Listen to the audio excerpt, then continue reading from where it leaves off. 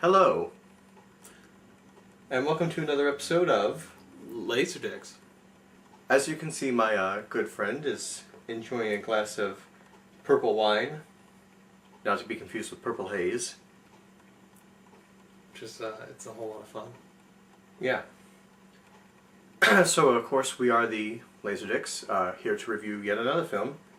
And this film is entitled Very Old Man with Enormous Wings. Lent to us by Michael Carl Ritchie. That's right. It's in Spanish with English subtitles, color, approximate running time 86 minutes. Based on a novel, right? Based on a novel of the same name. Yes, by Gabriel Garcia Marquez. True that. And directed by Fernando Birri. It also stars Birri as the very old man with enormous wings. It's actually from a series of films done by these two people collaborating called Dangerous Loves. And trust me, as Dustin may tell you, it's dangerous to love this movie. Yeah, it's something. That being said, it's not something good. There's no real coherent plot other than here's this guy that has wings. He may or may not be an angel. You don't really know at first. Then you see him without the wings, so you're like, okay, I'm pretty sure he's not an angel. And then there's this finale, which it says on the back here that the finale is, what does it say? The film's breathtaking finale. Right. If it took my breath away, it was only because I was trying to hold the vomit in my mouth.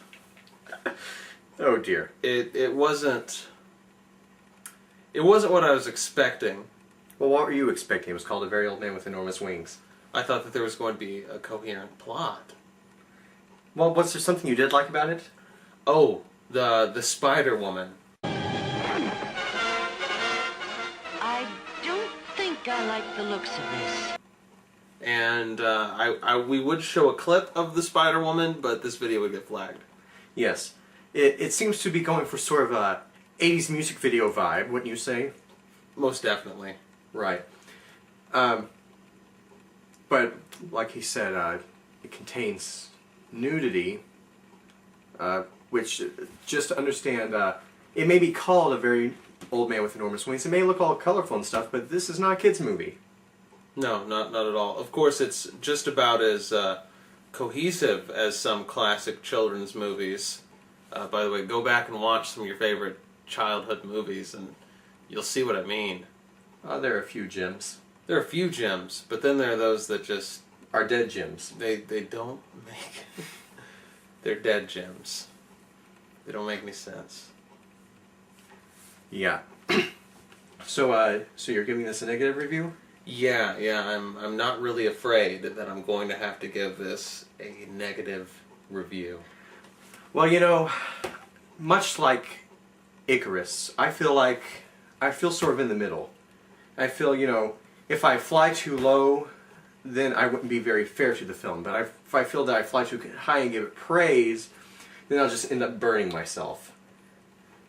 But I'm going to have to say that it's a very surreal, and I think I found it interesting. You know, one of the problems that I had is with the translation of the subtitles. Yeah, I know what you mean. Yeah, they really only translate about half of the text, and the half that they do translate, half of it just doesn't make sense. One thing that jumps to mind is Coca-Cola. That was probably for copyright reasons. Yeah, well, there's that, and every once in a while they throw God in there with a lowercase g. Why not? I think it says right here, yes, translated by atheists. Oh, yeah, I didn't see that. It's in a little box down there. Yes. It even says this box was translated by atheists. God is not real. That's weird. That is weird. I guess it's just reflecting. I guess you could say that has some ties to the movie. Yeah, I suppose, but sometimes the subtitles are just bad or not there, and you want to know what someone's saying, but Yeah, like sometimes when the priest is talking, you don't even get to know what he's saying. nobody else is talking. It's not showing subtitles for some other person. He's just up there talking, and I guess they thought it wasn't important what he was saying. I don't know. You know, it's always interesting when a film criticizes religion, especially when it's a film like this where that's really the only thing that keeps it interesting. Otherwise, it would just be a very old man with enormous wings, which really wouldn't hold your attention. And to be fair, the wings really aren't that big. They're pretty much the right size for someone with that size body. Yeah, but just throw in a little religious commentary, and all of a sudden it's a much more watchable film. That's what they did with The Matrix. Yeah. He's a giant mnemonic fan. He doesn't like The Matrix. Okay, well that's slight, very slight positive review from me, scathing review from him, and if Tomlinson Holman was here, I'm sure that he'd agree with both of us. So we'll see you around. And the balcony is closed.